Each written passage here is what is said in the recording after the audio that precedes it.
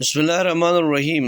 یہ بھی روئے صادق کی ایک قسم ہے جہاں انسان واقعتاً یہ دیکھتا ہے اور محسوس کرتا ہے جیسے خواب کی باتوں کی بیداری کے عالم میں دیکھ رہا ہے۔ رسول اکرم صلی اللہ علیہ وسلم کا خواب میں آنا کسی طرح کی تردید اور تشکیک کا متمل نہیں ہو سکتا، لیکن یہ مسئلہ بہرحال قابل غور ہے کہ جس وسیع نے اپنے سارے مصائب برداشت کر لی اور اف تک نہیں کی، اس نے خواب میں رسول اکرم صلی اللہ علیہ وسلم کو دیکھتے ہی فریاد کیوں شروع کر دی؟ اور جس نبی نے ساری زندگی مظالم و مصائب کا سامنا کیا اور بددعا نہیں کی، اس نے بددعا کرنے کا حکم کیوں دے دیا، کس طرح دے دیا؟ حقیقت امر یہ ہے کہ حالات اس منزل پر تھے جس کے بعد فریاد بھی برحق تھی اور بددعا بھی لازم تھی۔ اب یہ مولا کائنات کا